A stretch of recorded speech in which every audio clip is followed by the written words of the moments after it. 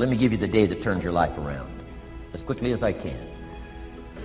I got 4 parts to the day that turns your life around, and then we're finished for the day. Number 1, disgust. Disgust. Disgust is a negative emotion, but it can have a very positive, powerful effect. Disgust says, I've had it. What an important day that could be. I've had it. I met a beautiful, powerful, accomplished executive lady in New York. The company invited me to come in. This lady was the vice president, extraordinary lady. I got to know her, and I found out her story. I said, how did you get here? Big income. And she never went to college, never went to university. I said, how did you get here? Executive, powerful, income. She said, well, let me tell you part of the scenario. She said, when I was a young mother a few years ago, she said, one day I asked my husband for $10. And he said, what for?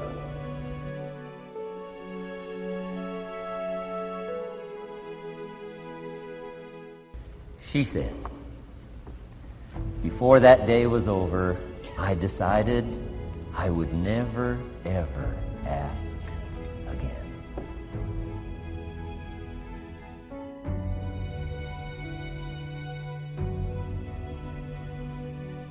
She said, I started studying opportunity, found it, took the classes, put myself through the schools, did the scenario. Now I'm vice president. I make a lot of money. And she said, I kept my promise. I've never, ever had to ask again. It's called a life-changing day. The day you say, enough is enough. Now, if you can add an act to your disgust, it helps. A man takes a shotgun to his car, blows out every window, destroys every tire, puts 100 rounds in it, and says, I've driven this embarrassing thing for the last time. And then he saves it. He saves it. And later when somebody says, how did you become rich and powerful? He says, let me show you this car.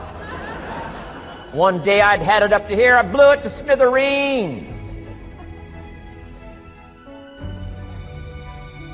Enough is enough. Here's the last 3. Next is decision.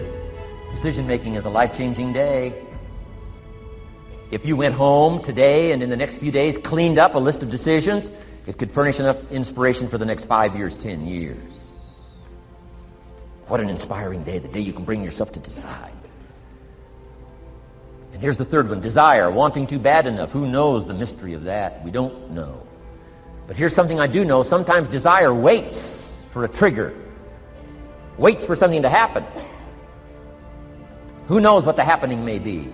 A song, the lyrics, a movie, the dialogue, a seminar, a sermon, a book, an experience, confrontation with an enemy, a conversation with a friend who finally levels with you.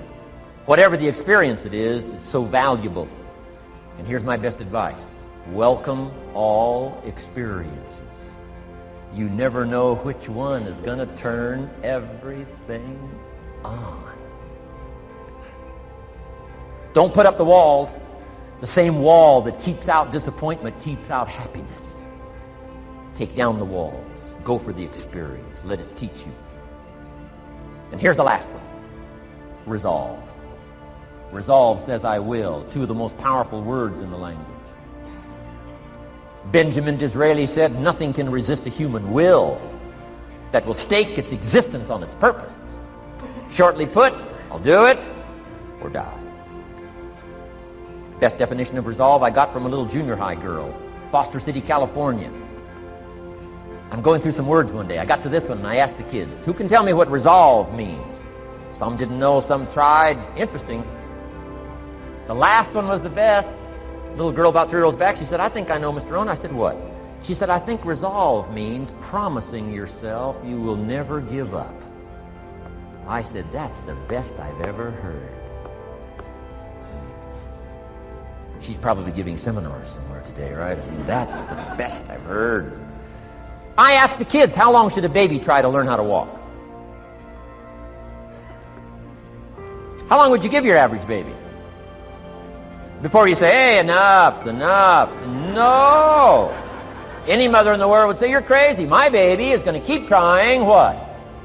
Until. What a magic word. I want you to write it down. Until. Promise yourself you'll read the books until your skills change.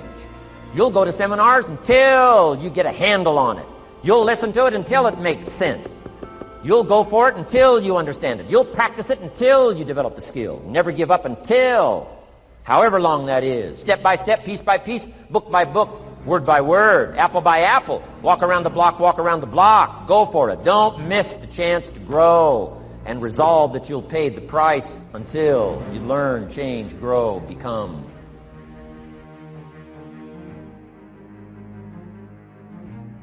Life responds to deserve, not need. Life responds to deserve, not need. Life was not designed to give us what we need. Life was designed to give us what we deserve. What we deserve. Once you understand that little life principle in your own self-interest, I'm telling you, it's life-changing. The ancient law does not go like this. If you need, you will reap. No, it doesn't work that way. A lot of people out there are hoping it works that way. But no, it doesn't. The ancient law goes like this. If you plant, you will reap. If you sow, you will reap. Somebody says, well, I really need to reap.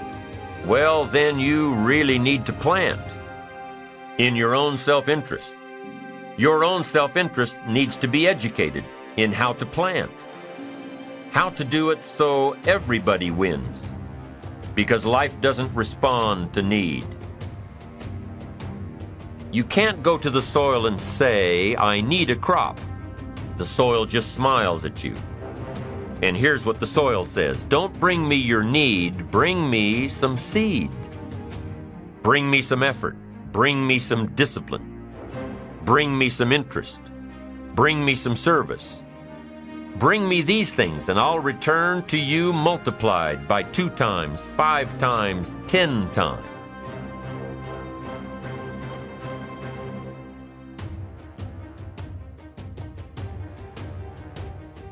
You can't come with need. You've got to come with seed. You've got to come with willingness. You've got to come with skills. You've got to be willing to learn, willing to change, willing to grow, willing to put yourself out, willing to stand up to the bad weather, willing to pull out the weeds, willing to nurture. That's the only way you get a return. Once you understand these principles, self-interest now truly becomes an exciting challenge, making sure everybody wins. Enlightened self-interest makes sure that everybody wins. Now here's another one. If you want to find, you must search. And if you search, you will find. In order to find, you must search. You must go to church. You must go to the seminar. You must go to the library. You've got to go to the bookstore. You've got to go to the class. You've got to go to the training. You've got to go searching. Why? If you search, you will find.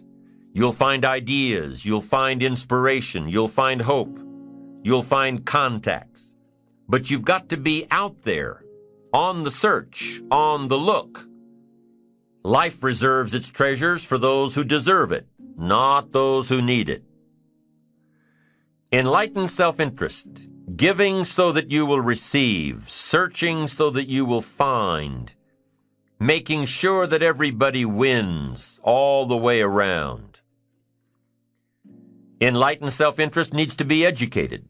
Enlightened self-interest says, I will learn that life is not just the passing of time.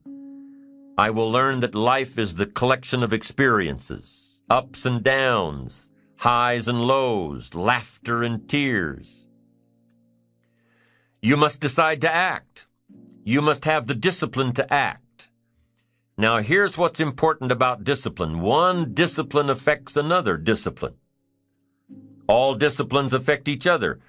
In fact, here's a good philosophical phrase. Everything affects everything else. Nothing stands alone. Don't be naive and say, this doesn't matter. Of course it matters. It all matters. Some things may matter more than others, but everything matters. If you'd rather sleep in than go for a walk around the neighborhood, pretty soon it will matter.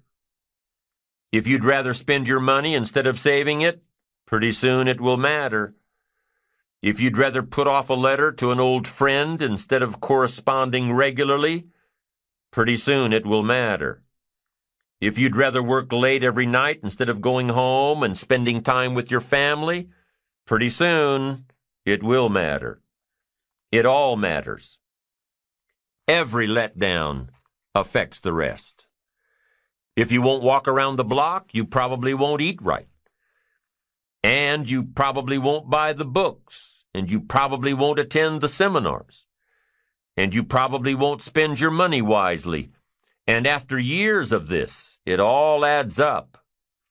So the key to reversing this process is to start picking up the disciplines. It does matter. It all matters.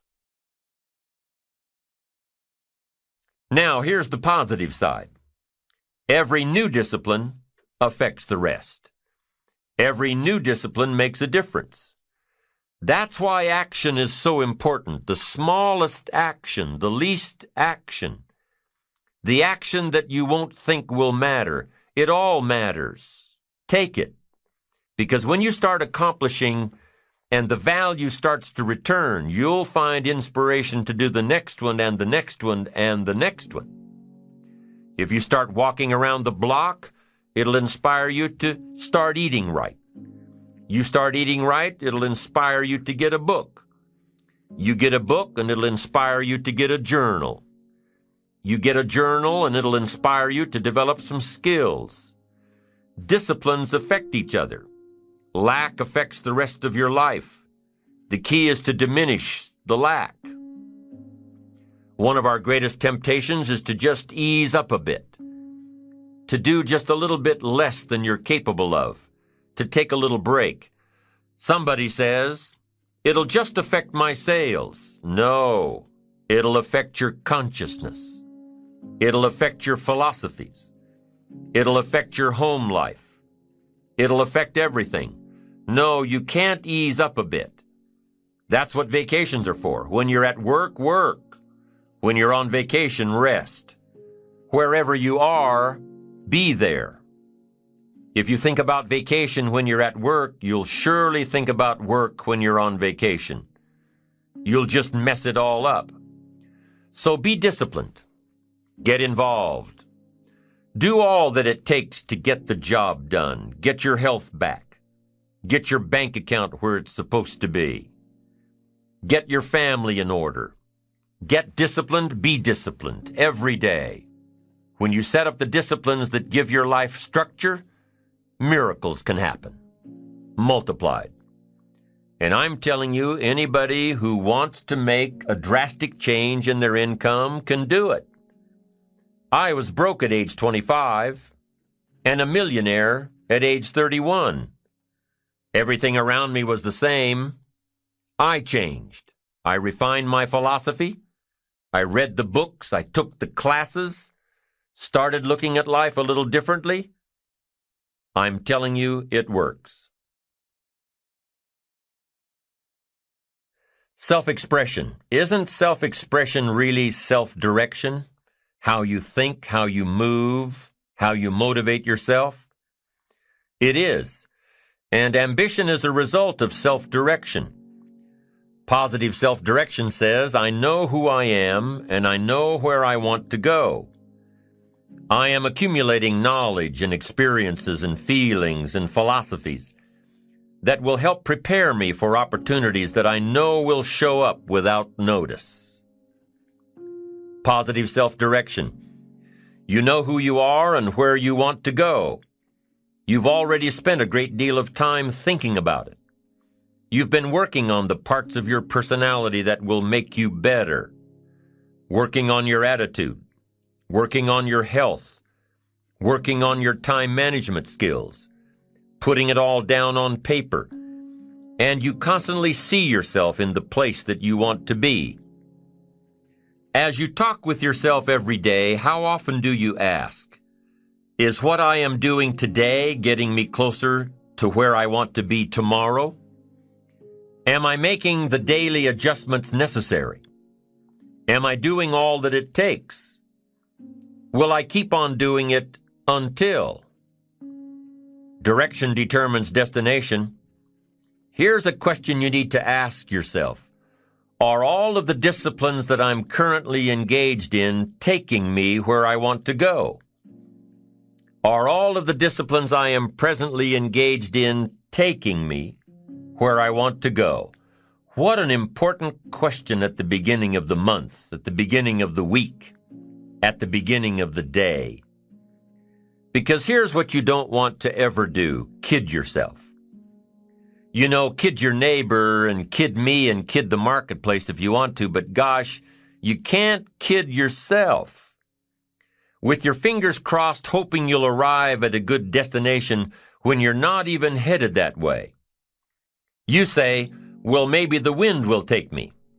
Well, there's a chance. But you've got to take charge. You've got to ask yourself often, am I? Am I doing the disciplines that are taking me in the direction that I want to go? I don't want to be faked out here and think I'm on the way to financial success when there's not a prayer, not a hope. I don't want to be faked out hoping that there's someone else who's going to take care of it, take care of me. They're not going to take care of it. They're not going to take care of me.